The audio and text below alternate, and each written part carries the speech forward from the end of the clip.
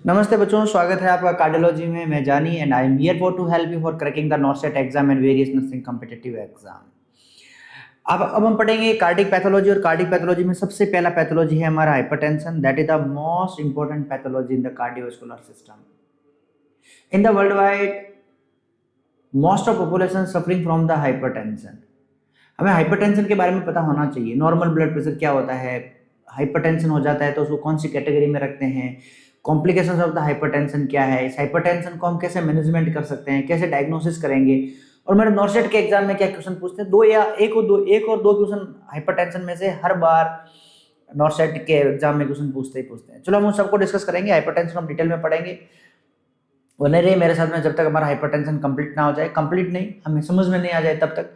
तो हाइपरटेंशन पढ़ेंगे। हाइपरटेंशन से पहले हम बात करते हैं नॉर्मल बीपी क्या होती है, नॉर्मल टेंशन क्या होती है, नॉर्मोटेंसिव। नॉर्मल बीपी को क्या बोलते हैं, नॉर्मोटेंसिव।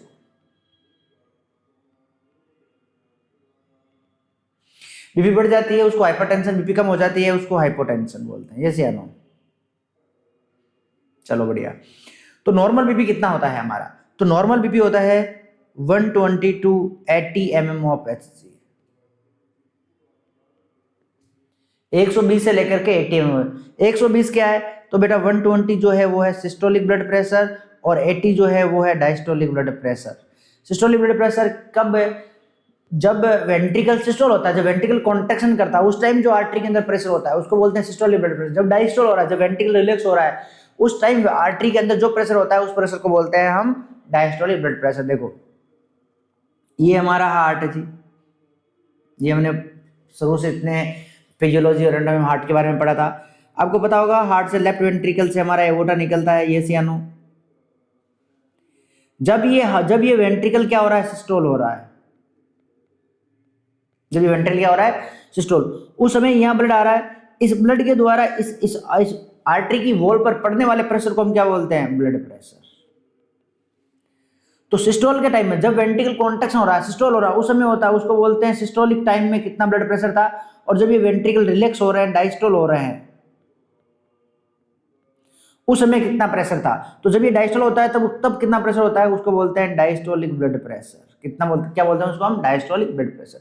तो सिस्टोलिक ब्लड प्रेशर कितना होता है, तो हमने लिखा है सर 120। डायस्टोलिक कितना होता है, 80 mm ऑफ एच, जिसको बोलते हैं हम normal blood pressure. Normal blood pressure, yes या नो? तो हाइपरटेंशन क्या है? हाइपरटेंशन सर एक डिजीज है। हाइपरटेंशन क्या है, एक डिजीज है। डिजीज है, मैं बोलूंगा साइलेंट किलर डिजीज है। हाइपरटेंशन एक कंडीशन है, या मैं बोलूंगा कि डिजीज है। डिजीज है, साइलेंट डिजीज है, साइलेंट है। अब अगर अभी मेरे अंदर हाइपरटेंशन हो रहा होगा लेकिन मुझे पता नहीं चल रहा है, वो मेरे वाइटल ऑर्गन को डैमेज कर रही होगी शायद, वो हमें पता ही नहीं चल रहा है हमारे अंदर बीमारी है या नहीं है। और जब कुछ प्रॉब्लम हो जाती है उसके बाद पता चलता है, माय गॉड हमें हाइपरटेंशन थी, इस वजह से बीमारी हो गई। ये सियानो, तो इसलिए इसको बोलते हैं साइलेंट किलर के नाम से भी जानते हैं, साइलेंट डिजीज के नाम से भी जानते हैं। ये कंडीशन है। क्या कंडीशन है? इसमें क्या होता है, इसमें परसिस्टेंटली जो हमारा ब्लड प्रेशर 120 से लेकर 180 है, वो परसिस्टेंटली हाई रहता है। Systolic blood pressure 140 mm of H से ज्यादा रहता है, और डायस्टोलिक ब्लड प्रेशर जो है वो 90 से ज्यादा रहता है।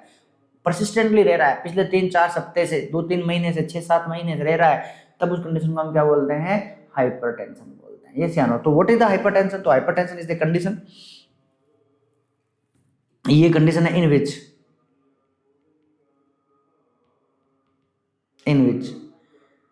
Blood pressure more than or equal to 140 mm of Hg systolic BP and diastolic blood pressure DBP मतलब diastolic blood pressure more than 90 or equal to 90 mm of Hg on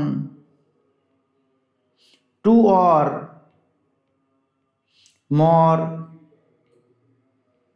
separate reading।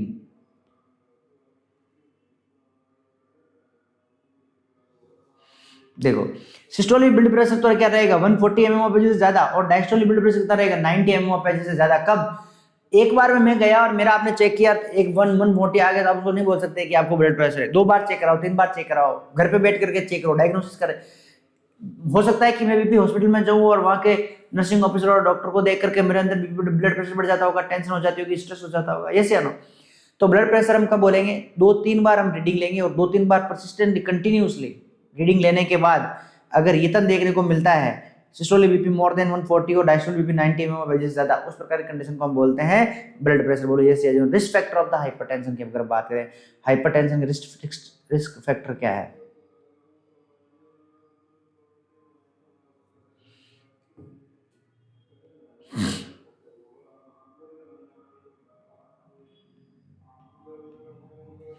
Risk factor of the hypertension,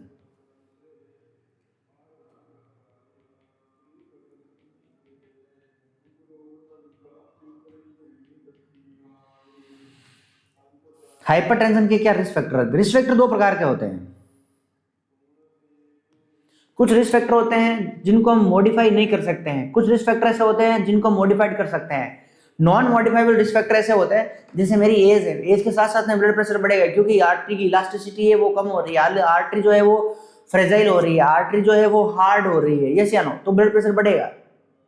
as को कम नहीं कर सकते, मैं mail हूं इसलिए मेरा BP ज्यादा रहेगा, फीमेल में बीपी कम रहेगा, तो मैं जेंडर चेंज नहीं कर सकते हैं, यस या नो। रेस, जाति चेंज नहीं कर सकते हैं।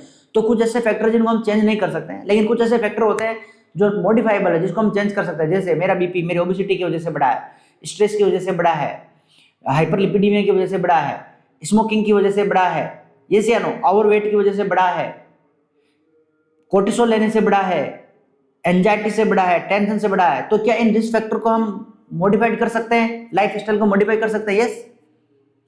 तो हम बीपी को मैनेज कर सकते हैं, या नो। तो रिस्क फैक्टर जो होते हैं बेटा दो प्रकार के होते हैं हाइपरटेंशन में। रिस्क फैक्टर कौन कौन से दो प्रकार के रिस्क फैक्टर होते हैं, चलो हम देखते हैं। एक रिस्क फैक्टर होता है जिनको हम बोलते हैं मॉडिफाइबल, एक रिस्क फैक्टर होता है जिनको बोलते हैं नॉन मॉडिफाइबल। क्या बोलते हैं? Non modifiable. पहले अगर मैं बात करूं नॉन मॉडिफाइबल रिस्क फैक्टर की,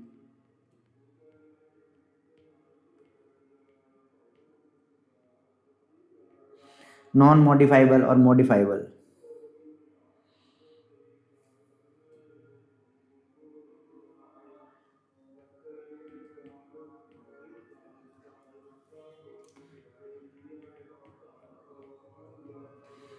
non modifiable and modifiable.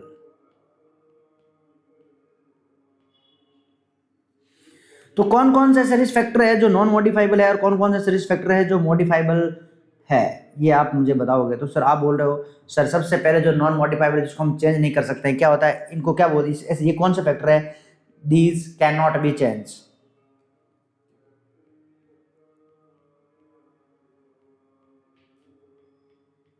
These can not be change, ये चेंज्ड, इनको हम चेंज कर सकते हैं। तो ऐसे कौन से रिस्क फैक्टर है ऐसे कौन से रिस्क फैक्टर जिसको हम चेंज नहीं कर सकते? जैसे एज,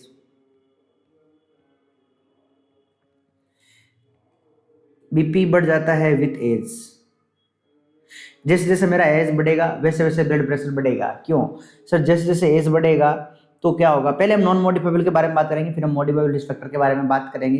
एज के साथ साथ में बीपी कैसे हो जाता है? एज के साथ साथ में जो होती है वो आर्टरी जो है, आर्टरी होती है फ्रेजाइल हो जा रही है। क्या हो जा रही है? फ्रेजाइल हो जा रही है, इलास्टिसिटी कम हो जा रही है, फ्रेजाइल हो जा रही है, इलास्टिसिटी कम है, इलास्टिसिटी कम हो जा रही है, इलास्टिसिटी जो है कम हो जा रही है। तो बीपी क्या हो जा रहा है? बढ़ जा रहा है एज के साथ साथ में, यस या नो। नेक्स्ट, एज के बाद में बात करते हैं मेल जेंडर। मेल में बीपी ज्यादा रहती है than the female.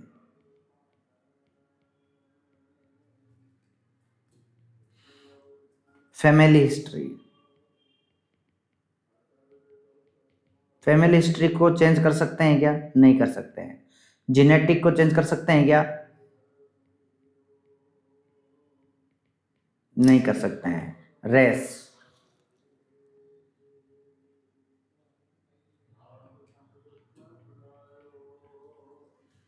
More common,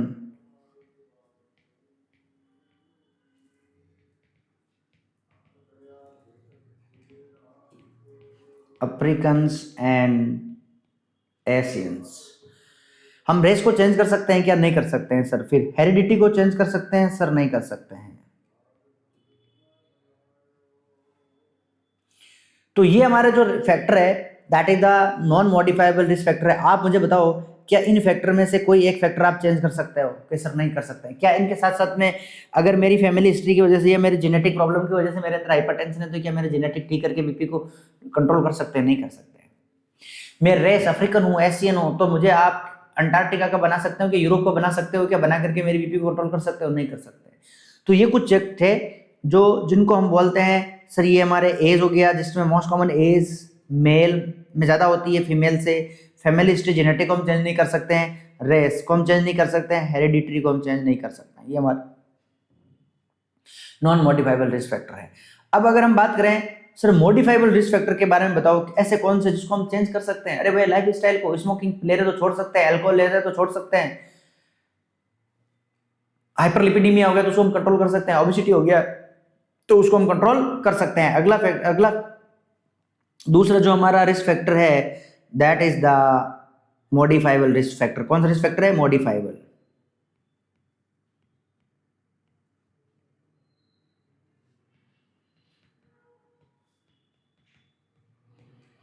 देखो ये मैं रिस्क फैक्टर आपको यहां पर पढ़ा रहा हूं, ये मॉडिफाइबल रिस्क फैक्टर, और ये हमारे बार बार आएगा। जब हम सीएडी पढ़ेंगे तब भी रिस्क फैक्टर आएंगे, जब हम एंजाइना पढ़ेंगे तब भी रिस्क फैक्टर आएंगे, जब हम एमआई पढ़ेंगे तब भी आएंगे। तो मैं बार बार नहीं बताऊंगा, एक ही बार बता रहा हूं अभी ये डिटेल से, तो आपने समझ लेना भाई। यस या नो?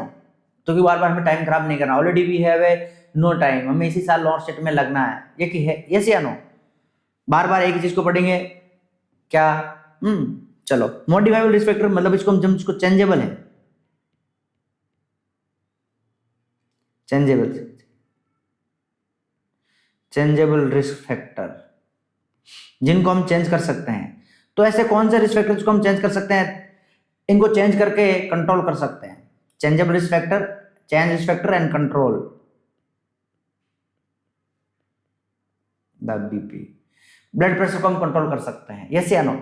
चलो बात करते हैं कौन से ऐसे रिस्क फैक्टर हैं जिसको हम कंट्रोल कर सकते हैं। तो सबसे पहले बात आती है हाई सॉल्ट इनटेक। मैं यहां लिखूं life style modification.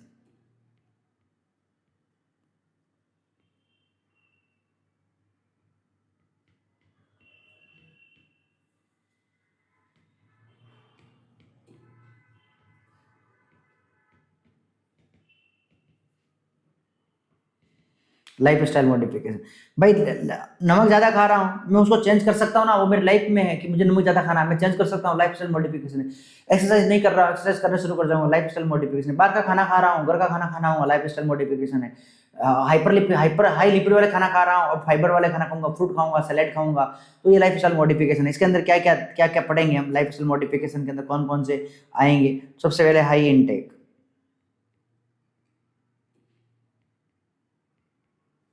High intake, high salt intake. क्या मैं इसको चेंज कर सकता हूँ? कैसे कर सकते हैं? ओबेसिटी, ओबेसिटी को चेंज कर सकते हैं, यस या नो? फिजिकल इनएक्टिविटी,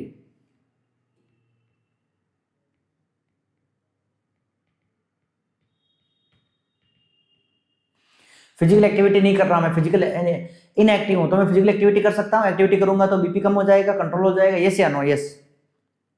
और स्मोकिंग, स्मोकिंग कर रहा हूं, स्मोकिंग करने से कैपिलरी इंजरी होती है, इंजरी होने की वजह से वहां पर थ्रम्बस होता है, अथेरोस्क्लेरोसिस जमता है और बीपी बढ़ने का काम करता है। अल्कोहल कंजप्शन,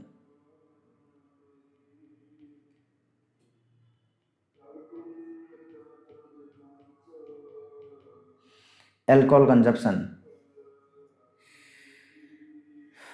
अच्छा सॉल्ट इंटेक, सॉल्ट कैसे बीपी बढ़ाता है ये तो पता है ना? सॉल्ट क्या करेगा सर? सॉल्ट वाटर रीअब्जॉर्प्शन करेगा, इस वजह से जो है फ्लूइड ओवरलोड होगा, और आप तो जानते हो फ्लूइड ओवरलोड होगा तो बीपी क्या होगा? बढ़ेगा, यस या नो? ओबेसिटी, ओबेसिटी तो बीमारी है। ओबेसिटी, ओबेसिटी में क्या हो जाएगा? जो हमारी ये लिपिड जम जाएगा, हाइपरलिपिडीमिया हो जाएगा, हाइपरलिपिड हो जाएगा तो ब्लड वेजल्स क्या हो जाएगी, ब्लड वेजल्स क्या हो जाएगी, नैरो, बीपी क्या हो जाएगा, बढ़ जाएगा। फिजिकल इनएक्टिविटी, फिजिकल एक्टिविटी नहीं करेंगे तब भी बीपी क्या देखने को मिलेगा, बढ़ा हुआ देखने को, पेरिफेरल मस्कुलर रेसिस्टेंस हो जाएगा। स्मोकिंग,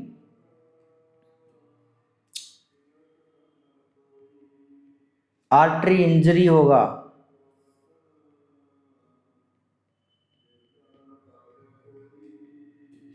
आर्टरी में इंजरी होगा, इंजरी होगा तो अथेरोस्क्लेरोसिस बनेगा, और अथेरोस्क्लेरोसिस होगा तो बीपी क्या होगा, बढ़ेगा। यस या नो? भाई ये ब्लड वेजल्स है हमारी, ये ब्लड वेजल्स है, ये ब्लड वेजल्स की इनर वॉल है। और अभी आपने पिया है स्मोकिंग, आपने पी है सिगरेट, धुआं धुआं किया, ये सी आनो, तो ये निकोटिन अंदर गया, क्या गया, निकोटिन। ये निकोटिन यहाँ पर क्या करेगा, डैमेज, और डैमेज करेगी तो यहाँ पर क्या होगा सर, कैपिलरी इंजरी हो जाएगी। अब इंजरी हो जाएगी तो भैया यह जो है यहाँ पर आकर के बॉडी की लिपिड है वो जमा होगा कि नहीं होगा, कैसे होगा, यहाँ पर न्यूट्रोफिल का इन्वेड होगा कि नहीं होगा सर, न्यूट्रोफिल का इन्वेशन होगा।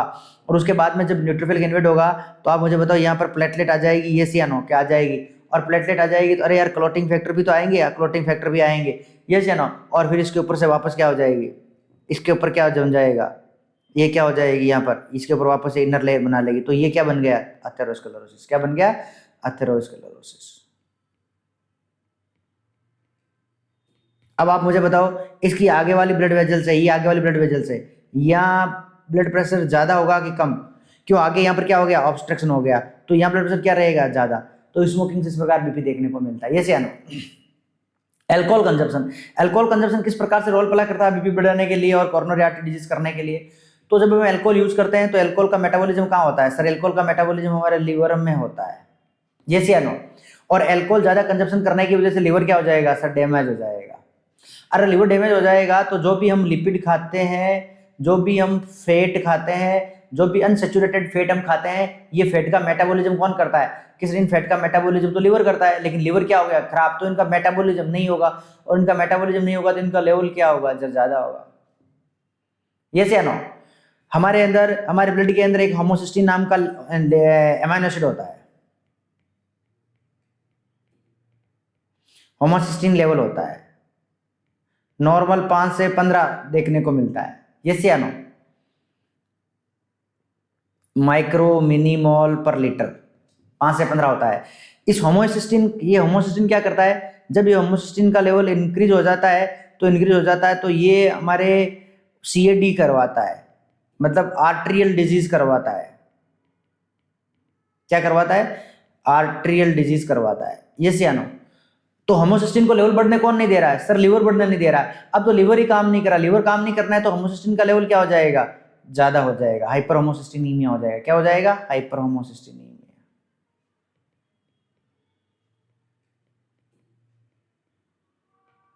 हाइपर होमोसिस्टीनीमिया, यस या no.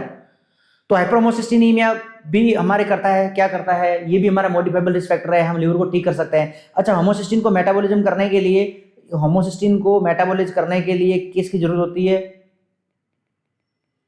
Vitamin B12 and B6। अगर हम डाइट के अंदर विटामिन B12 और B6 को अगर बढ़ा दिया जाए तो क्या हम होमोसिस्टीन के लेवल को कंट्रोल कर सकते हैं, कि हाँ सर कंट्रोल कर सकते हैं।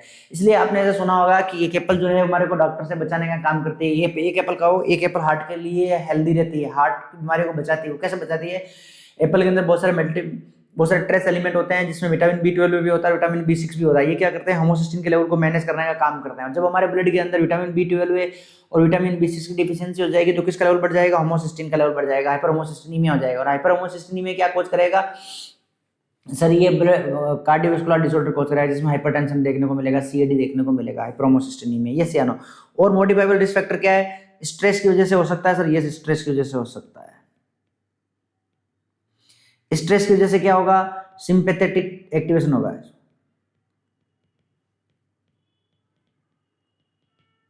सिंपैथेटिक एक्टिवेशन होगा। सिंपैथेटिक एक्टिवेशन होगा तो बहुत सारे हार्मोन हैं जिनका लेवल बढ़ेगा, बहुत सारे हार्मोन का लेवल बढ़ेगा। कौन कौन से, तो बेटा कैटाकोलेमिन, cortisol, aldosterone,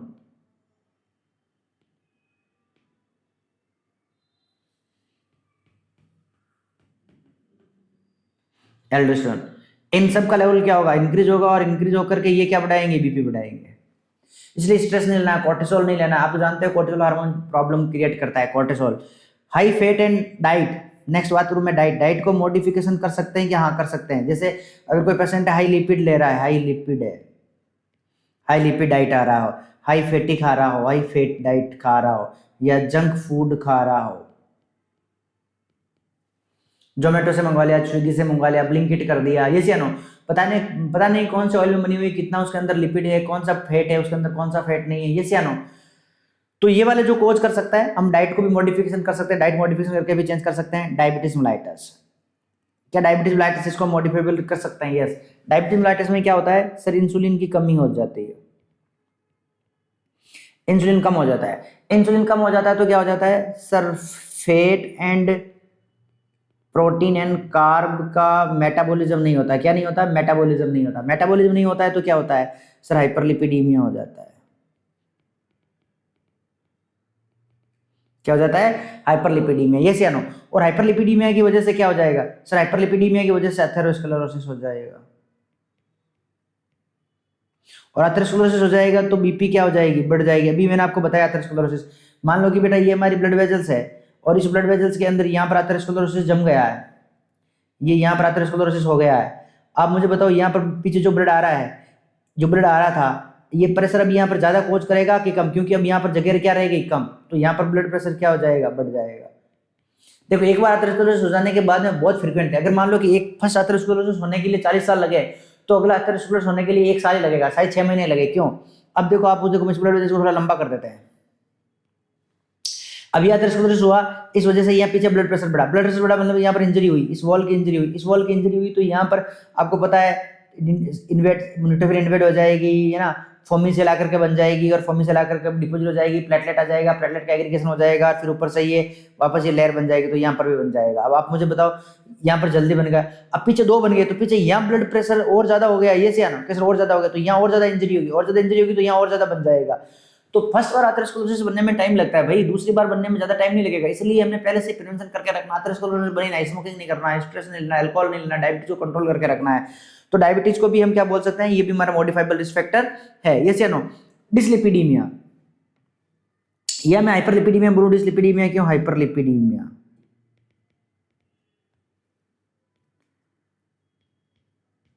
hyperlipidaemia, hyperlipidaemia cholesterol का लेवल ज्यादा है, ट्राइग्लिसराइड का लेवल ज्यादा है, हाई ट्राइग्लिसराइड है, यस या नो। बैड कोलेस्ट्रॉल ज्यादा है,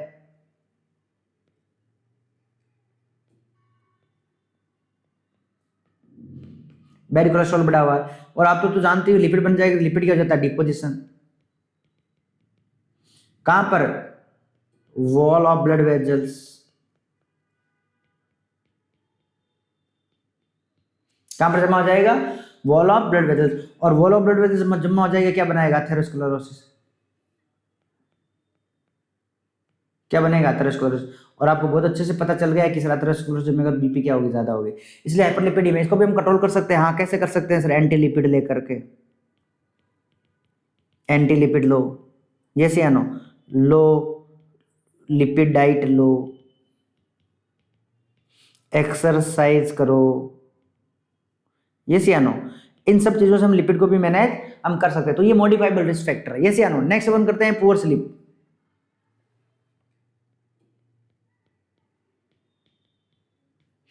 पुअर स्लीप, नींद ठीक से नहीं आना, ये भी हमारा मॉडिफाइबल रिस्क फैक्टर है, हम अच्छी नींद लेकर के इसको चेंज कर सकते हैं, यस या नो। क्या, जैसे लाइक क्या, कैसे पुअर स्लीप से कैसे होगा, आपको पता है जब हम इनसफिशिएंट हम नींद रहेगी, हम पुअर स्लीप रहेंगे। देखो हम नर्सिंग ऑफिसर बन रहे हैं, और एम्स में नर्सिंग ऑफिसर रहेंगे तो हमारी नाइट ड्यूटी भी आएगी, लेकिन हम दिन में सोने के लिए टाइम मिलेगा, तो हमने सोना है, नहीं सोने की वजह से बहुत सारी बीमारी आ सकती है, खाली एक हाइपरटेंशन ही नहीं। तो पुअर स्लीप रहेंगे तो फ्री रेडिकल ज्यादा बनेंगे, फ्री रेडिकल बढ़ेंगे, और फ्री रेडिकल बढ़ेंगे तो क्या करवाएंगे, ये इंजरी करवाएंगे, यस या नो। किसका इंजरी कराएंगे, स्मॉल आर्टरी में इंजरी करवाएंगे, और इसकी वजह से क्या हो जाएगा, एथेरोस्क्लेरोसिस में, तो बीपी क्या हो जाएगी, बढ़ जाएगा। आप बोल रहे हो कि सर ये इसकी वजह से फ्री रेडिकल क्यों बढ़ेगा? अरे बेटा, जब हम नींद हमें नींद क्यों नहीं आ रही? क्यों नहीं आ रही है? शायद जो हमारा हार्मोन है मेलेटोनिन वो सेक्रेशन नहीं होगा ये से नो, मेलेटोनिन सेक्रेशन नहीं होगा। और आपको सबको पता है कि मेलेटोनिन जो है वो क्या है? एंटीऑक्सीडेंट है। एंटीऑक्सीडेंट मतलब क्या है? ये फ्री रेडिकल को डिस्ट्रॉय करता है। अब यही नहीं है तो फ्री रेडिकल डिस्ट्रॉय नहीं होंगे, फ्री रेडिकल डिस्ट्रॉय नहीं होंगे तो बढ़ेंगे तो कहाँ हो जाएंगे? जमा हो जाएंगे। कहाँ जमा होंगे? हमारे ऑर्गन में जमा होंगे, टिश्यू में जमा होंगे, ब्लड वेजल्स में जमा होंगे, और ब्लड वेजल्स में जमा करके क्या बनाएंगे? एथेरोस्क्लेरोसिस बनाएंगे। उसकी जो इलास्टिसिटी है वो कम कर देंगे। ये से नो, हाइपरफॉस्फेटीमिया।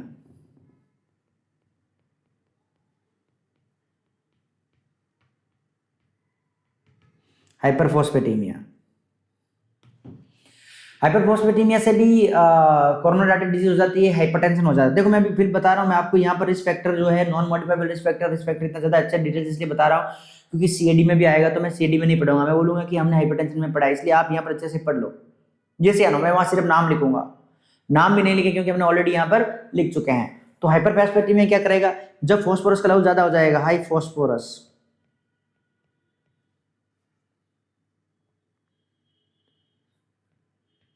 हाई फॉस्फेट क्या करेगा? Deposit in wall of blood vessels and change the cell of blood vessels in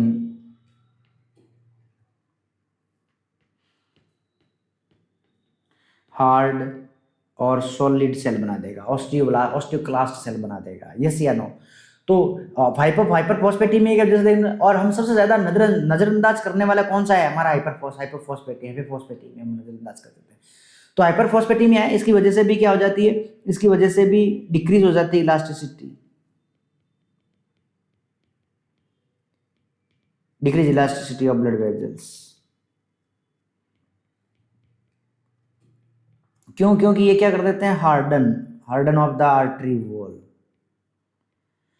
कैसे कर देता है? चिपक जाता है, चिपक करके हमारी जो ब्लड कैपिलरीज की सेल होती है उसको चेंज कर देता है, उसको सॉलिड कर देता है, हार्ड कर देता है। ये से आना, तो हाइपरफॉस्फेटीमिया की वजह से भी देखने को मिलता है। तो हाइपरफॉस्फेटीमिया भी हमारे एक प्रकार का मॉडिफाइबल रिस्क फैक्टर है। तो अभी हम चर्चा कर रहे थे ऐसे कौन सा रिस्क फैक्टर है जो हाइपरटेंशन करते हैं, या मैं बोलूंगा हमारे हार्ट कार्डियोवैस्कुलर डिजीज करते हैं। तो हमने रिस्क फैक्टर के बारे में पढ़ा बेटा।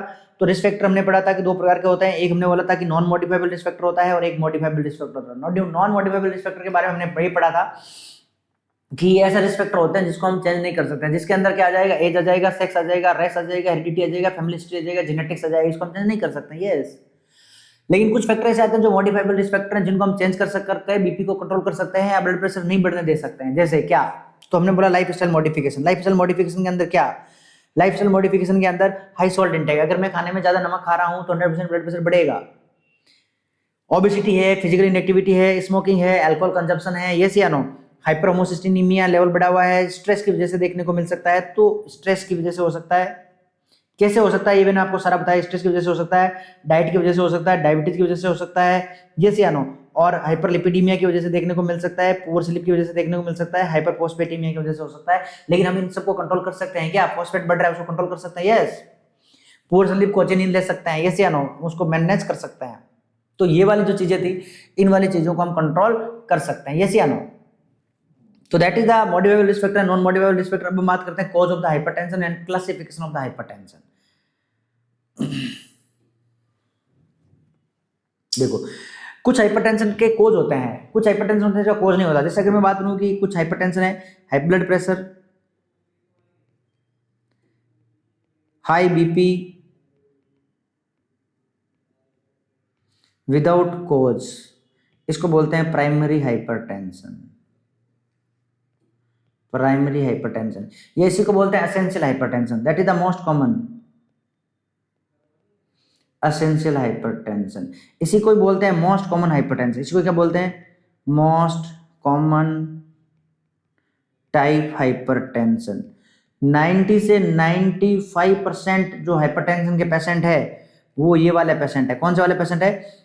BP without cause BP, primary hypertension का, एसेंशियल हाइपरटेंशन का, और इसी को बोलते हैं मोस्ट कॉमन हाइपरटेंशन। इसको बोलते हैं क्लासिकल हाइपरटेंशन बोलते हैं। क्या बोलते हैं? Classic hypertension. इसको बोलते हैं। तो ये हाइपरटेंशन जिसके पीछे कोई कोज नहीं है, नो सिंगल आइडेंटिफेबल कोज, कोई कोज नहीं है, ऐसी हाइपरटेंशन हो गया, शायद एज के साथ में हो गया होगा, या कुछ कुछ कोई भी कोज नहीं, मतलब अनइडियोपैथिक हाइपरटेंशन है, यस या नो।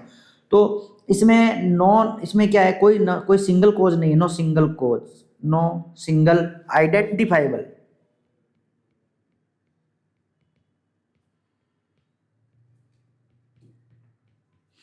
कोज रिलेटेड टू, कोई आइडेंटिफाइबल कोज नहीं है, लेकिन फिर भी क्या क्या हो सकता है, जेनेटिक टेंडेंसी। तो आप बोलोगे कि सर कोई कोज नहीं है तो फिर क्यों हो सकता है जेनेटिक टेंडेंसी हो?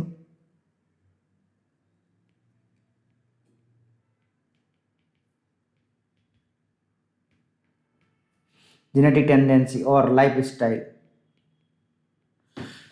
कुछ ऐसा, इनएक्टिव लाइफ स्टाइल हो, स्ट्रेस हो, हाई सॉल्ट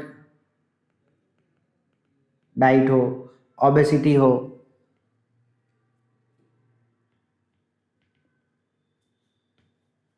एक्चुअली एक्चुअल में क्या है ना, कोई कोई आइडेंटिफाइबल कोज नहीं है कि इसमें बीपी क्यों बढ़ा हुआ है। तो इस प्रकार की ब्लड प्रेशर को बोलते हैं प्राइमरी हाइपरटेंशन और एसेंशियल हाइपरटेंशन। तो ऐसा बीपी जो बिना कोज का होता है उसको बोलते हैं प्राइमरी हाइपरटेंशन और एसेंशियल हाइपरटेंशन। इसमें क्या क्या कोज हो सकता है, अगर तो जेनेटिक टेंडेंसी हो सकता है, लाइफ स्टाइल हो सकता है, स्ट्रेस हो सकता है, हाई साल्ट हो सकता है, ओबेसिटी इंटेक ओबेसिटी की वजह से देखने को मिल सकता है, यस या नो। तो ये कौन सा है, नॉन कोज हाइपरटेंशन है।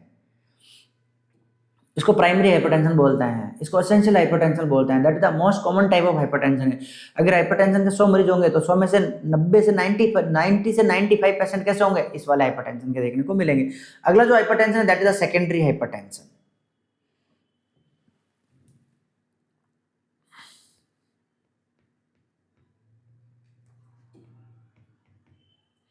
सेकेंडरी हाइपरटेंशन के पेशेंट कितने होते हैं, तो आप बोला कि सर 5 से लेकर के 10%। अगर 100 मरीजों को हाइपरटेंशन के आ रहे हैं तो उसमें 5 से लेकर के 10%। सेकेंडरी हाइपरटेंशन मतलब क्या होता है, इसके पीछे कोई कोज है, अनदर बीमारी है, कोज है। कोज क्या है, कोई पैथोलॉजी, यानी पैथोलॉजी,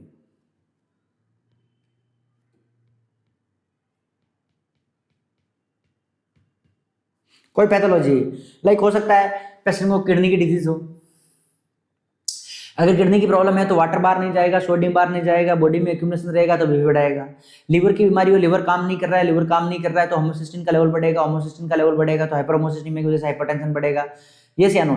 फैट का मेटाबॉलिज्म नहीं होगा तो हाइपरलिपिडीमिया देखने को मिलेगा। डायबिटीज की वजह से हो सकता है क्या नाम इसका, एनीपैथिक एंडोक्राइनोलॉजी की वजह से हो सकता है, हाइपर एल्डोस्टेरोन की वजह से हो सकता है, हाई कोर्टिसोल की वजह से देखने को मिल सकता है, फियोक्रोमोसाइटोमा की वजह से हो सकता है, हाइपरथायरॉइडिज्म में देखने को मिल सकता है, हाइपोथायरॉइडिज्म में देखने को मिल सकता है। मतलब मेरे कहने का मतलब है सेकेंडरी हाइपरटेंशन का मतलब ये है कि इसके पीछे कोई ना कोई कोज है, नहीं पैथोलॉजी है, कोई भी पैथोलॉजी हो सकती है, लाइक किडनी डिजीज हो सकती है, डायबिटीज हो सकती है, हाइपरटेंशन हो सकता है, कुछ भी हो सकता है, यस या नो। तो बात करते हैं क्या कोजेज हो सकता है, तो सबसे पहले बात करते हैं रिनल डिजीज हो सकता है, रिनल पैथोलॉजी हो सकता है, रिनल पैथोलॉजी हो सकता है, सीकेडी हो सकता है, यस या नो। रिनल आर्टरी डिस्टेनोसिस हो सकता है,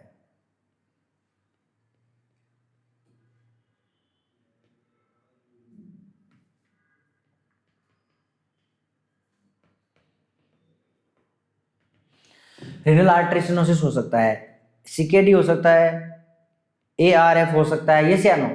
समझे मेरी बात? तो इनमें कैसे हो जाएगा सर, ये अगर किडनी प्रॉब्लम रहेगी तो आप मुझे बताओ फ्लूइड ओवरलोड होगा कि नहीं होगा?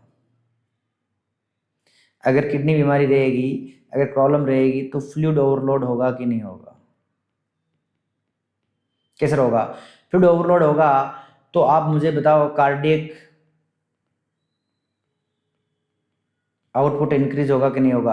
और कार्डियक आउटपुट इंक्रीज होगा तो आप मुझे बताओ increase pressure on artery wall. Sir ये से या नो? अरे इसी को तो बोलते हैं हाइपरटेंशन, इसी इसी कंडीशन को तो बोलते हैं हाइपरटेंशन, ये से या नो? तो cardio renal disease, renal pathology की वजह से हो सकता है। रिनल पैथोलॉजी के बाद अगले पैथोलॉजी की बात करते हैं, एंडोक्राइन पैथोलॉजी कोई हो सकती है, यस या नो? हो सकती है, यस।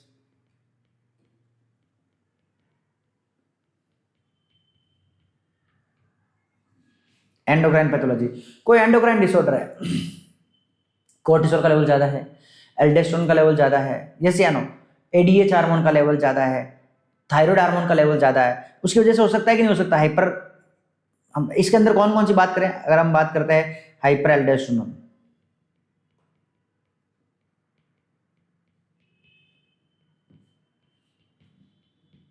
हाइपर एल्डोस्टेरोनिज्म, क्या एंडोक्राइन डिसऑर्डर के अंदर हाइपर एल्डोस्टेरोनिज्म की वजह से बीपी ज्यादा हो सकती है? सर यस, कैसे? अरे भाई कैसे हो सकता है?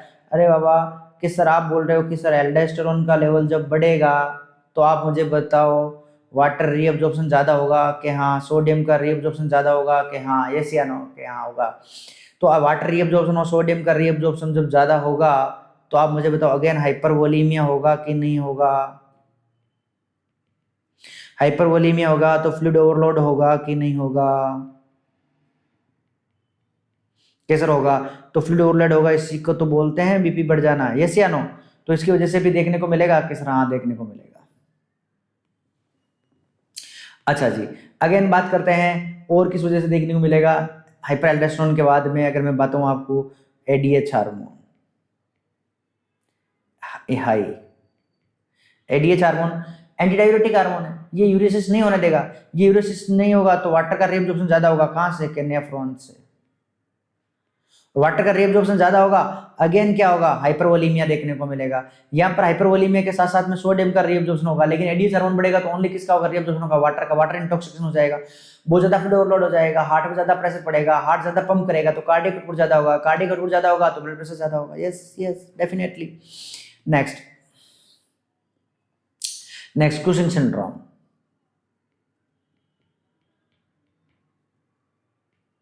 ये हमने सारे के सारे हमने पढ़े हुए हैं।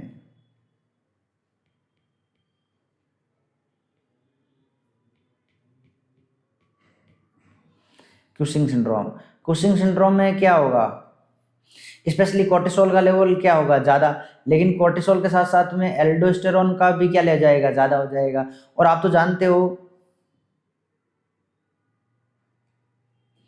कि ये कुशिंग कुशिंग सिंड्रोम जो है, इसमें अगर इनका लेवल ज्यादा होगा तो ये तो डायरेक्टली ब्लड प्रेशर बढ़ाने का काम ही करते हैं। अभी हमने ऊपर पढ़ा है, ये क्या करेंगे? बीपी को बढ़ाएंगे, जैसे है ना। कोर्टिसोल हार्मोन कैसे बनता है? हमने एंडोक्राइन में पढ़ा है। कोर्टिसोल हार्मोन जो हमारे है कार्डियोवास्कुलर सिस्टम की एक्टिविटी को बढ़ा देता है। कैसे बढ़ा देता है सर? ये जो रिसेप्टर होते हैं अल्फा 1 और बीटा 1 की एक्टिविटी की इनकी सेंसिटिविटी जो होती है वो कैटाकोलामिन के लिए बढ़ा देता है, जिससे हार्ट अटैक हो जाती है ज्यादा। और प्रोलॉन्ग टाइम तक कोर्टिसोल का लेवल ज्यादा रहेगा तो उनकी एक्टिविटी वो ज्यादा सेंसिटिव रहेंगे, और बहुत ज्यादा सेंसिटिव रहेंगे तो बीपी क्या बढ़ी हुई रहेगी, ज्यादा टाइम तक बीपी बढ़ी हुई रहेगी, और ज्यादा टाइम तक बीपी बढ़ी हुई रहेगी, उसी को तो बोलते हैं हाइपरटेंशन। यस या नो? के सर यस। तो कुशिंग सिंड्रोम की वजह से हो सकता है, हाइपरथायरॉयडिज्म की वजह से।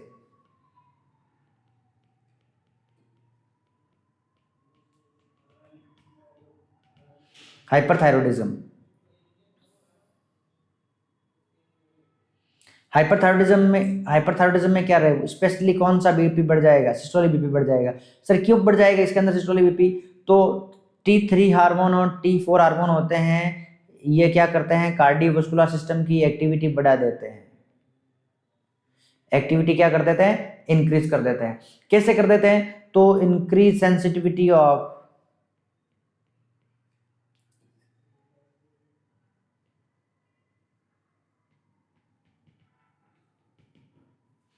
increase sensitivity of catecholamine, increase sensitivity of receptor कौन सा? अल्फा 1 और बीटा 1 टुवर्ड्स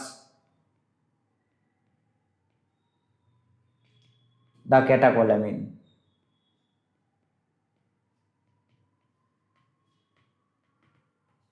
इनकी सेंसिटिविटी के लिए बढ़ा देंगे तो बीपी क्या हो जाएगी? बढ़ जाएगा। स्पेशली कौन सा बीपी बढ़ता है? तो आपने याद रखना है सिस्टोलिक ब्लड प्रेशर बढ़ता है। कौन सा बढ़ता है? सिस्टोलिक ब्लड प्रेशर बढ़ा हुआ देखने को मिलता है। तो दैट इज द एंडोक्राइन कोज। कुछ ड्रग की वजह से भी देखने को मिलता है, तो हमने बात कर रहे थे एंडोक्राइन कोज पैथोलॉजी का। अब नेक्स्ट बात कर रहे हैं कुछ ड्रग की वजह से भी देखने को मिलता है। ड्रग की वजह से ड्रग इंड्यूस हाइपरटेंशन भी हो जाता है, यस या नो? तो ड्रग की वजह से ऐसा कौन सा होता है ड्रग? ओरल कॉन्ट्रासेप्टिव, ओसीपी की वजह से हो सकता है। स्टीरॉइड की स्टीरॉइड्स की वजह से हो सकता है। NSAIDs की वजह से देखने को मिल सकता है, यस या नो? तो ओरल कॉन्ट्रासेप्टिव में क्या हो जाएगा सर? यहां पर अथेरोस्क्लेरोसिस होने का ज्यादा चांस रहेगा। अथेरोस्क्लेरोसिस होने का ज़्यादा चांस रहेगा। और स्टेरॉइड के बारे में तो अभी मैंने आपको बताया था, यह क्या करेगा, increase sensitivity of alpha 1 and beta 1 receptor, किसके लिए, कैटाकोलेमिन के लिए। और प्रोलॉन्ग टाइम तक ये देंगे तो प्रोलॉन्ग टाइम तक बीपी बड़ी इंसेंसिटिविटी रहेगी, तो प्रोलॉन्ग टाइम तक बीपी रहेगा, इसी को तो बोलते हैं हाइपरटेंशन। ये एनएसआईडी, एनआईसी लेने से क्या होता है, जब हम प्रोलॉन्ग टाइम तक एनएसआईडी लेते हैं तो प्रोस्टाग्लैंडिन जो इसका लेवल कम हो जाता है। और आप जानते हैं प्रोस्टाग्लैंडिन जो होती है वो वेजोडायलेटर का काम करती है नॉर्मली, और ये प्रोस्टाग्लैंडिन कम हो जाएगी तो वेजोडायलेशन नहीं होगा, वेजोडायलेशन नहीं होगा तो क्या रहेगा, वेजोकंस्ट्रिक्शन।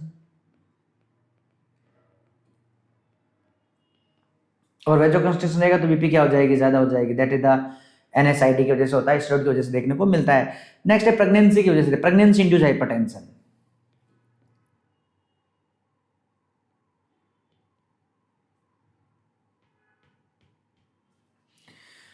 प्री इक्लेम्सिया और एक्लेम्सिया सभी ने पढ़ा है, प्री इक्लेम्सिया और एक्लेम्सिया।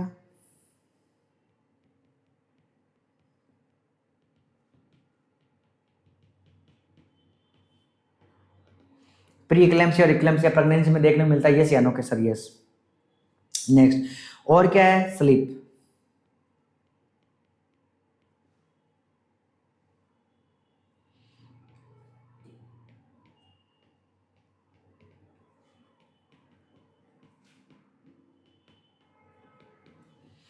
तो ये सारे के सारे कोजेज हैं बेटा, ये सारे के सारे पैथोलॉजी है। इन पैथोलॉजी की वजह से बीपी क्या हो रहा है, बढ़ रहा है। और इस प्रकार की बढ़ी हुई बीपी को हम क्या बोलते हैं, सेकेंडरी हाइपरटेंशन। क्या बोलते हैं, सेकेंडरी हाइपरटेंशन। 5 से 10% केस के अंदर इस प्रकार की देखने को मिलता है। नेक्स्ट अपन बात करते हैं टाइप ऑफ हाइपरटेंशन, कौन कौन से प्रकार के हाइपरटेंशन होते हैं।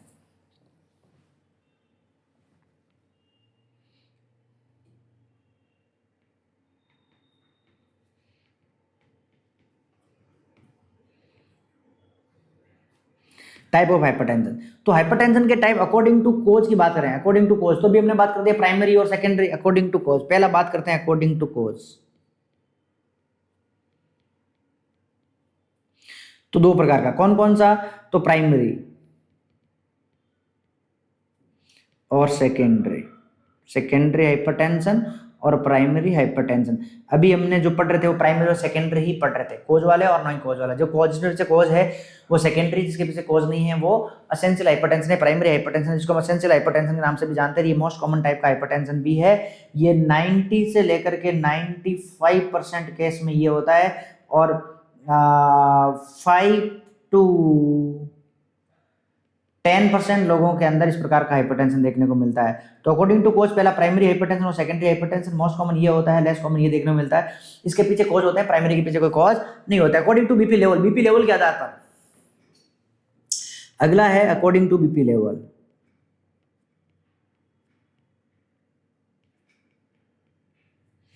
ब्लड प्रेशर लेवल के आधार पर कितने प्रकार का होता है, तो यहाँ पर आपने भी पढ़ा होगा, अपने बुक में भी पढ़ा होगा, और यहाँ से नॉसेट में भी एग्जाम में पूछते हैं।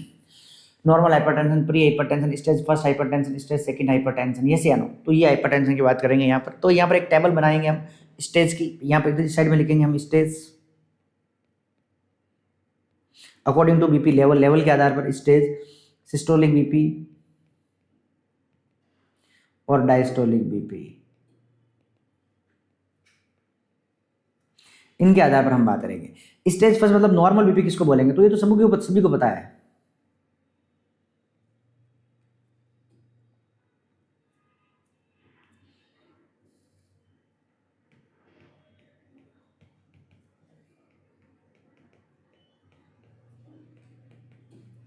Systolic and diastolic. स्टेज में लिखा हूं मैं यहाँ पर, सबसे पहले लिखता हूं नॉर्मल स्टेज। नॉर्मल बीपी कितना होता है मुझे बताना पड़ेगा क्या सर। सिस्टोलिक बीपी होता है जो 120 mm ऑफ Hg होता है, और ये होता है जो 80 mm ऑफ Hg से कम होता है। डायस्टोलिक बीपी, यस या नो, कैसा यस। अब बात बताओ प्री हाइपरटेंशन किसको बोलेंगे।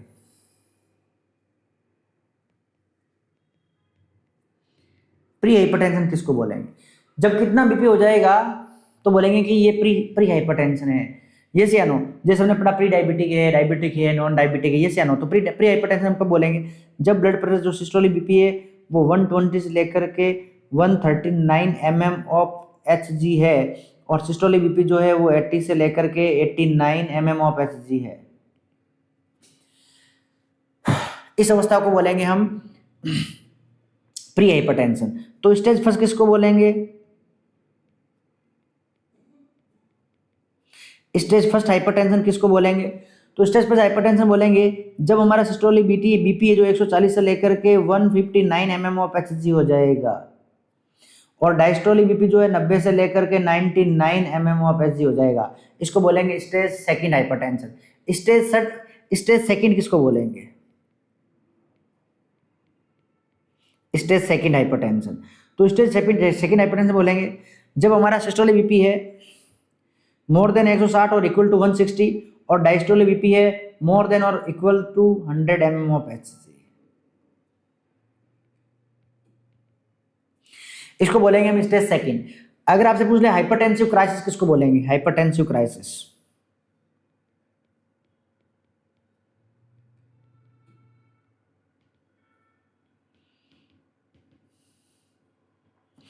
Systolic BP more than 180 mm of Hg और diastolic 1 BP 120 mm of Hg, इसको बोलेंगे हम क्या? तो ये हमने पढ़ा था स्टेजेस के आधार पर। पहला हमने लिखा स्टेज नॉर्मल बीपी किसको बोलेंगे? तो आपने बोला कि नॉर्मल बीपी 120 से कम है सिस्टोलिक बीपी और डायस्टोलिक बीपी 80 से कम है। आपने बोला प्री हाइपरटेंशन किसको बोलेंगे? तो आपने बोला था सर प्री हाइपरटेंशन बोलेंगे कि सिस्टोलिक बीपी है जो 120 से लेकर के 139 के 139 के बीच में, डायस्टोलिक जो 80 और 89 के बीच में है, इसको हम बोलेंगे कौन सा बीपी बोलेंगे? इसको हम बोलना है हमने स्टेज फर्स्ट। अगर अब मैं बात करूं कि स्टेज सेकंड किसको बोलेंगे? स्टेज फर्स्ट वो प्री हाइपरटेंशन था। स्टेज फर्स्ट के अंदर सिस्टोलिक बीपी जो है वो 140 से लेकर के 159 के बीच में हो और डायस्टोलिक बीपी 90 से लेकर के 99 mm के बीच में। देखो याद कर लेना बेटा, ये एग्जाम में क्वेश्चन पूछते हैं। अगर मैं आपसे पूछूं कि स्टेज सेकंड के बारे में बताओ तो स्टेज सेकंड में बीपी हम किसको बोलेंगे? बीपी जो है वो सिस्टोलिक बीपी है मोर देन 160 और इक्वल टू 160 है, जबकि डायस्टोलिक बीपी मोर देन 100 और इक्वल टू 100 mm, जिसको बोलेंगे स्टेज सेकंड। आपसे पूछ ले कि हाइपरटेंशन क्राइसिस क्या है? अगर आपसे पूछे कि हाइपरटेंशन क्राइसिस क्या है आप मुझे ये बताओ, तो आप हाइपरटेंशन क्राइसिस कैसे बताओगे? किसको बताओगे कि ये हाइपरटेंशन क्राइसिस है? तो उसके लिए आपको क्या करना पड़ेगा? उसके लिए आपने देखना पड़ेगा हाइपरटेंशन क्राइसिस के लिए बीपी जो है वो सिस्टोलिक बीपी है जो 180 से ज्यादा है और डायस्टोलिक बीपी 120 से ज्यादा है, उसको बोलते हैं हम hypertensive crisis. That is the classification of the hypertension based on the BP level के आधार पर। पहले वाला हमने पढ़ा था बीपी हाइपरटेंशन को अकॉर्डिंग टू कोच के आधार पर। अब अगला हम हाइपरटेंशन जो पढ़ने वाले हैं वो पढ़ते हैं क्लिनिकल टाइप ऑफ हाइपरटेंशन। जैसे clinical type of hypertension isolated hypertension, isolated systolic blood pressure, isolated diastolic blood pressure, ये सियानो उसको हम बात करेंगे। तो नेक्स्ट हम जो हाइपरटेंशन पढ़ते हैं, हाइपरटेंशन तीसरे प्रकार का क्लासिफिकेशन रहेगा, ये होगा ये हमारा। देखो आराम से पढ़ रहे हैं, समझ रहे हैं, हमें कोई चिंता वाली बात नहीं है। क्लिनिकल टाइप,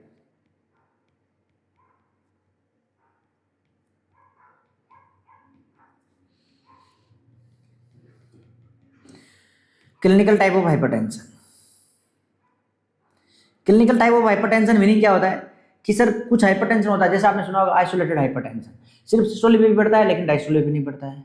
कुछ आपने पेशेंट देखे होंगे जिनके अंदर डायस्टोलिक भी बढ़ा हुआ होता है, हाइपरटेंशन सब सिस्टोलिक भी नॉर्मल होता है। व्हाइट कोट हाइपरटेंशन आपने पढ़ा होगा, मार्क्ड हाइपरटेंशन आपने पढ़ा होगा, रेसिस्टेंट हाइपरटेंशन आपने पढ़ा होगा। ये सब हाइपरटेंशन क्या होता है, क्लिनिकल के आधार पर कितने प्रकार का हाइपरटेंशन होता है और उनकी क्या डेफिनेशन होती है, तो वो हम यहाँ पर सीखने वाले हैं। तो सबसे पहले आता है आइसोलेटेड हाइपरटेंशन। देखो टाइप और मीनिंग, सबसे पहले मैं ये देखूंगा टाइप और उसका मीनिंग क्या है। टाइप और यहां पर हम लिखेंगे क्या मीनिंग है उसका। देखो तो सबसे पहले आता है बेटा isolated systolic blood pressure. Isolated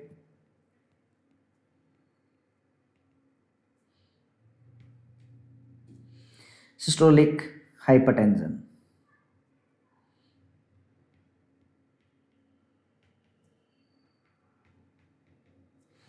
isolated systolic hypertension. आप बोलोगे सर आइसोलेटेड सिस्टोलिक हाइपरटेंशन क्यों बोला?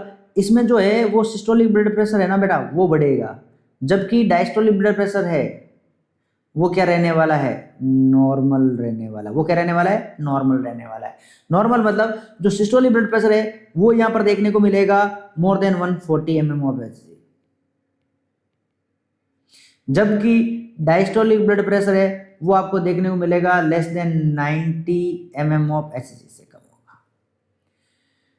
इस प्रकार की कंडीशन को हम बोलते हैं आइसोलेटेड सिस्टोलिक हाइपरटेंशन, मतलब ओनली सिर्फ सिस्टोल के टाइम में बीपी बढ़ा हुआ रहता है, डायस्टोल के टाइम बीपी बढ़ा हुआ नहीं है। आप मुझे पूछोगे कि सर ऐसा क्यों है, तो मोस्ट कॉमन कोज की अगर मैं बात करूं, इसका जो मोस्ट कॉमन कोज है बेटा वो है एजिंग। उम्र के साथ साथ में आर्टरी की इलास्टिसिटी फ्रेजाइल हो जाती है, इसकी वजह से वहां ब्लड प्रेशर ज्यादा रहता है, हार्ट को ज्यादा पंप करना पड़ता है। देखो नॉर्मली आपने देखा होगा जैसे पल्स फील होती है तो वैसे ऐसे होती है, जब इसकी इलास्टिसिटी कम हो जाएगी जैसे फील नहीं रहेगी, वैसे नहीं ब्लड यहाँ जाएगा, ये इसको बड़ा होना है लेकिन ये बड़ा नहीं हुआ क्योंकि इलास्टिसिटी क्या होगी खत्म, तो प्रेशर ज्यादा पड़ेगा कि कम के ज्यादा पड़ेगा, तो उसको बोलते हैं आइसोलेटेड हाइपरटेंशन। तो उसका जो मोस्ट कॉमन कोज है ना वो है इंक्रीजिंग एज, मोस्ट कॉमन है इंक्रीज एज, या मैं बोलूं एडवांस एज के साथ साथ बढ़ेगा एजिंग।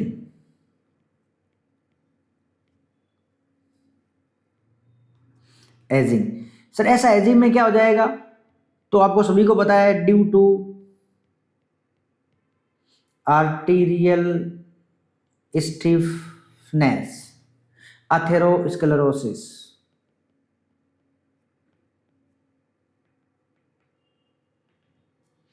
अथेरोस्क्लेरोसिस में बढ़ावा देखने मिलेगा। इसके अलावा और एनीमिया में कैसे बढ़ेगा, तो बेटा देखो ये हमारा हार्ट है, ये हमारा लेफ्ट वेंट्रिकल है, ये हमारा एओर्टा है, यस या नो, ये हमारी बॉडी है, यस या नो। एनीमिया कम है, एनीमिया है इसका मतलब हमारे टिश्यू के पास में ऑक्सीजन क्या आ रही है, कम, जबकि ऑक्सीजन टिश्यू को क्या चाहिए, ज्यादा। यहाँ डिमांड क्या है, O2 की डिमांड क्या है, हाई, लेकिन ब्लड क्या, हीमोग्लोबिन क्या है, कम, आरबीसी नंबर क्या है, कम, ये से आनो, तो यहाँ ऑक्सीजन की सप्लाई क्या हो रही है, कम। तो ये मैसेज भेजेंगे हार्ट को कि तुम्हारे पास में ऑक्सीजन ज्यादा भेजो, तो हार्ट क्या करेगा, हार्ट पंप ज्यादा करेगा, हार्ट क्या करेगा, हार्ट रेट बढ़ाएगा, पंप ज्यादा करेगा, पंप ज्यादा करेगा, तो आप मुझे बताओ स्ट्रोक वॉल्यूम क्या होगा, ज्यादा, स्ट्रोक वॉल्यूम ज्यादा होगा, कार्डियक आउटपुट क्या होगा, ज्यादा, और ज्यादा होगा तो कौन सा बीपी बढ़ेगा, सर एसबीपी बढ़ेगा। इसलिए सिस्टोलिक ब्लड प्रेशर क्या देखने को मिलेगा, ज्यादा देखने को मिलेगा।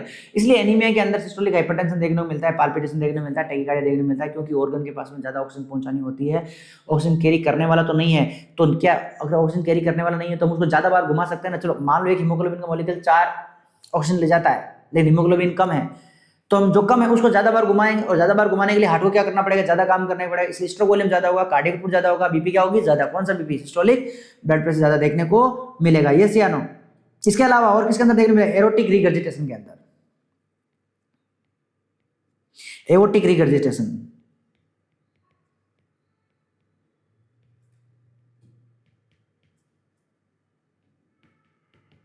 Aortic regurgitation, thyrotoxicosis, hyperthyroidism, yes,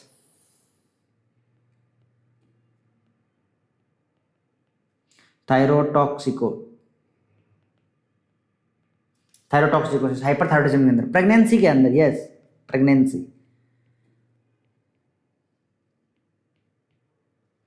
तो इन सारी कंडीशन के अंदर कौन सा भी बढ़ावा देने मिलेगा, सिस्टोलिक हाइपरटेंशन बढ़ावा देने मिलेगा। सिस्टोलिक हाइपरटेंशन क्या होता है ये समझ में आया, कि यहाँ से समझ में आया ओनली सिस्टोलिक बीपी क्या रहती है, ज्यादा, डायस्टोलिक बीपी क्या रहती है, नॉर्मल। सिस्टोलिक बीपी कितना ज्यादा रह जाता है, 140 से ज्यादा हो जाता है। डायस्टोलिक बीपी कितना कम हो जाता है, सर 90 से कम ही रहता है। डायस्टोलिक बीपी तो नॉर्मल रहता है लेकिन सिस्टोलिक ज्यादा हो जाता है। ऐसा क्यों, most common cause increase age, advance age, aging. इसके अलावा अथेरोस्क्लेरोसिस हो सकता है, एरोटिक रिगर्जिटेशन हो सकता है, प्रेगनेंसी हो सकता है, थायरोटॉक्सिकोसिस हो सकता है, एनीमिया में भी देखने को मिल सकता है। That is the isolated hypertension. तो ये फर्स्ट हाइपरटेंशन था, आइसोलेटेड हाइपरटेंशन के बारे में पढ़ा। अब नेक्स्ट हम बात करते हैं और कौन सा हाइपरटेंशन है ऐसा इस वजह से देखने को मिलता है, तो बेटा आइसोलेटेड डायस्टोलिक हाइपरटेंशन। इसमें सिस्टोलिक नॉर्मल रहेगा जबकि डायस्टोलिक ज्यादा रहेगा, क्यों, पेरिफेरल वास्कुलर रेजिस्टेंस ज्यादा हो जाएगा। That is the most common cause. तो नेक्स्ट है आइसोलेटेड डायस्टोलिक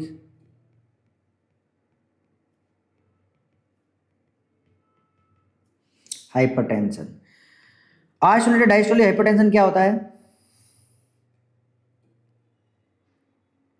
सर इसमें सिस्टोलिक बीपी तो नॉर्मल रहता है, इसका मीनिंग क्या है, systolic BP normal, diastolic BP क्या है, हाई। इस प्रकार की अवस्था को बोलते हैं isolated diastolic blood pressure. Systolic BP कितना है? सिस्टोलिक बीपी सर है less than 140 mm of Hg, जबकि डायस्टोलिक बीपी कितना है? More than 90 mm of Hg, more than और equal to 90 mm of Hg। Yes, systolic BP less than और diastolic BP ज्यादा। इस प्रकार की अवस्था को हम क्या बोलेंगे? सिस्टोलिक बीपी ज्यादा कम है, डायस्टोलिक बीपी 90 से ज्यादा है, इस प्रकार की अवस्था को हम बोलते हैं diastolic hypertension. Isolated only diastolic BP बढ़ा हुआ रहता है। क्यों? पेरिफेरल वास्कुलर रेसिस्टेंस है यार।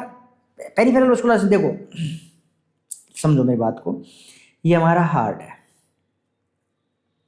ये हमारा एओर्टा है, और इस एओर्टा ने हमारे को कहाँ भेजा? इस ब्लड वेजल्स के अंदर भेजा। लेकिन ये ब्लड वेजल्स क्या थी? कंस्ट्रिक्ट थी।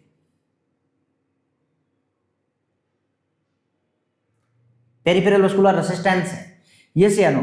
अब जब यहां से ब्लड भेज नहीं पाएंगे, यहां से ब्लड भेज दिया, ये से नो, यहां से बाहर जा रहा है, तो सिस्टोलिक बीपी तो नॉर्मल, लेकिन जा तो रहा है, लेकिन वापस आ नहीं रहा। आ क्यों नहीं रहा है? पेरिफेरल वास्कुलर रेसिस्टेंस क्या हो गया है? ज्यादा हो गया। पेरिफेरल वास्कुलर रेसिस्टेंस क्या हो गया है? ज्यादा हो गया, इसलिए ब्लड वापस नहीं आ, इसलिए हार्ट डायस्टोल कर रहा है, उसमें भी बीपी क्या हो रही है? ज्यादा रह रही है। अब जब जा रहा है तब तो ये क्या हो जा रहा है? डायलेट हो जा रहा है, जैसे नो। लेकिन जब जैसे सिस्टोल खत्म होगा डायस्टोल के टाइम में, आर्टरी क्या जाएगी? वापस कंप्रेस हो जा रही है, पेरिफेरल वास्कुलर रेसिस्टेंस ज्यादा देखने को मिलेगा। तो मोस्ट कॉमन कॉज क्या है डायस्टोलिक हाइपरटेंशन का, आइसोलेटेड डायस्टोलिक हाइपरटेंशन का? इसका मोस्ट कॉमन कॉज जो है ना बेटा, वो है increase PVR, peripheral vascular resistance का ज्यादा हो जाना। That is the most common cause of diastolic hypertension. Yes या नो? अगला, और कोई कॉजेज है क्या सर? ये तो मोस्ट कॉमन कॉजेज की हो गया। तो एंडोक्राइन डिजीज,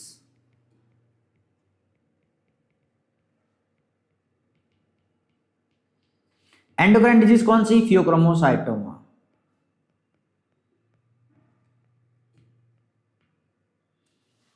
कौन सा? फियोक्रोमोसाइटोमा की वजह से देखने को मिलता है। इंक्रीज एल्डोस्टेरोन, इसके अलावा और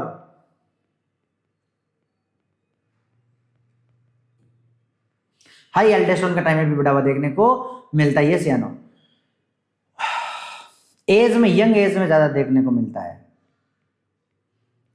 लेस देन 50 ईयर्स में ज्यादा देखने को मिलता है। ये सियानो ड्यू टू, हाँ ड्यू टू, क्यों ज्यादा देखने को मिलता है? Due to sympathetic tone.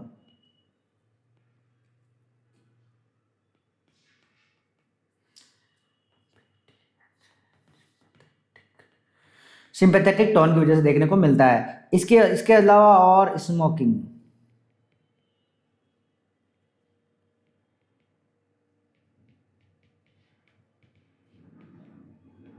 High salt intake, that is the most common causes. तो ओनली आइसोलेटेड डायस्टोलिक बीपी किसमें बढ़ा हुआ देखने मिलता है? आइसोलेटेड डायस्टोलिक बीपी, मतलब डायस्टोलिक बीपी ज्यादा रहता है 90 से ज्यादा, जबकि सिस्टोलिक नॉर्मल रहता है। कब? मोस्ट कॉमन कॉज क्या है इसका? पेरिफेरल वास्कुलर रेसिस्टेंस, PVR ज्यादा हो जाना मोस्ट कॉमन कॉज है। इसके अलावा एंडोक्राइन कॉजेज है। कौन से एंडोक्राइन कॉजेज है?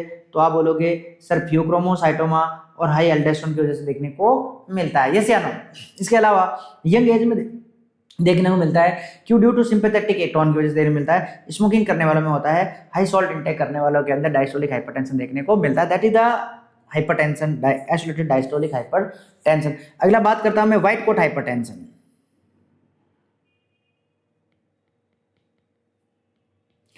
व्हाइट कोट हाइपरटेंशन, आप लोग सर ये व्हाइट कोट हाइपरटेंशन क्या? अरे बाबा, हॉस्पिटल में नर्सिंग ऑफिसर और डॉक्टर्स को देखने के बाद में पेशेंट का बीपी बढ़ जाता हो, घर पे बीपी चेक करते हैं नॉर्मल है, हॉस्पिटल में ले जाते हैं बीपी बढ़ जाता है, उस प्रकार की कंडीशन को हम क्या बोलते हैं? White coat hypertension. क्या बोलते हैं? White coat hypertension. BP high only in the hospital,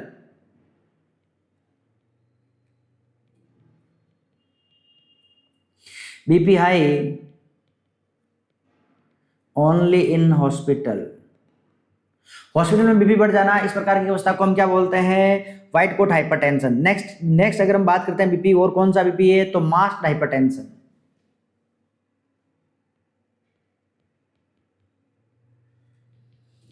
masked hypertension ये क्या होता है? Normal in hospital, high at home. उल्टा है यहां पर, नॉर्मल इन हॉस्पिटल, हॉस्पिटल में कम है, जबकि हाई हो जाती है हाई एट होम। यस या नो? तो masked hypertension, normal at hospital, high at home, इसको बोलते हैं मास्ट हाइपरटेंशन। रेसिस्टेंट हाइपरटेंशन मतलब 2-3 दवाई लेने के बाद में भी बीपी कंट्रोल नहीं हो रहा है, इस प्रकार की बीपी को बोलते हैं रेसिस्टेंट हाइपरटेंशन। क्या बोलते हैं? Resistant hypertension. तो अगला हाइपरटेंशन रेसिस्टेंट हाइपरटेंशन।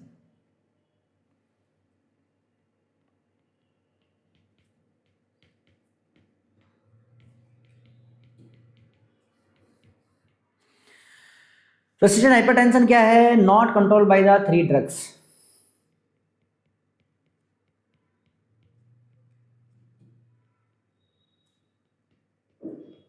तीन और 3 से ज़्यादा ड्रग लेने पर भी कंट्रोल नहीं हो रहा हो।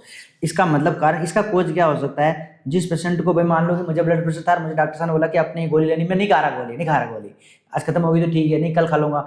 उस प्रकार के हाइपरटेंशन को बोलते हैं रेसिस्टेंट हाइपरटेंशन। क्या बोलते हैं? Resistance hypertension. तो ये क्या है? इसका मोस्ट कॉमन कोज क्या है? इसका मोस्ट कॉमन कोज है नॉन कंप्लायंस।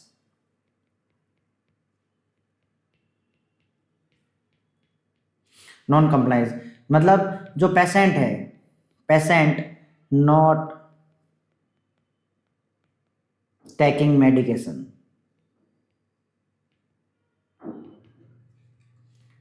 प्रॉपरली। अगर वो प्रॉपरली मेडिकेशन नहीं खा रहा है, उस प्रकार की अवस्था में भी बढ़ा हुआ देखने को मिल सकता है। उस प्रकार की अवस्था में बढ़े हुए हाइपरटेंशन को हम बोलते हैं रेसिस्टेंट हाइपरटेंशन। अगला होता है malignant hypertension. Malignant hypertension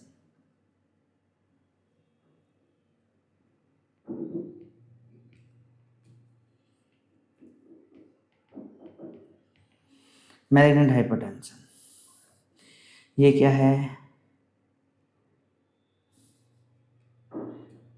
malignant hypertension क्या है? मैलिग्नेंट हाइपरटेंशन है severe BP with organ damage. मतलब बीपी 180 से ज़्यादा है और ऑर्गन को डैमेज कर रही है, इस प्रकार के बीपी को बोलते हैं मैलिग्नेंट हाइपरटेंशन। अगला accelerated hypertension.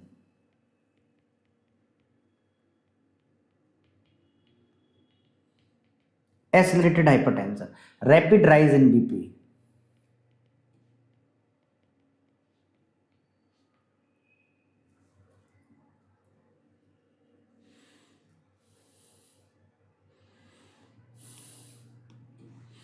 Accelerated hypertension, rapid rise in BP, इसको बोलते हैं हम हाइपरटेंशन। ये हो गया हमारा hypertension according to the clinical condition का हाइपरटेंशन। हमने पढ़ा isolated diastolic hypertension, isolated systolic hypertension, white coat hypertension, masked hypertension, resistance hypertension, malignant hypertension and accelerated hypertension. Sir I hope आपको सारे के सारे हाइपरटेंशन समझ में आ गए होंगे और इनके सबके मैंने कोज भी लिखवा दिए। देखो वैसे तो इतने कोज और डिटेल में ज़्यादा पूछते नहीं है, लेकिन फिर भी हम पढ़ रहे हैं तो पढ़ लेते हैं। नेक्स्ट हाइपरटेंशन का टाइप पढ़ेंगे हम अकॉर्डिंग टू द सीवियरिटी, जो कि हम नेक्स्ट लेक्चर में पढ़ेंगे, क्योंकि इस लेक्चर का हो गया है टाइम पूरा। तो नेक्स्ट लेक्चर में भी आप मेरे साथ में बने रहिए। Thank you for watching me, all the best and have a great life.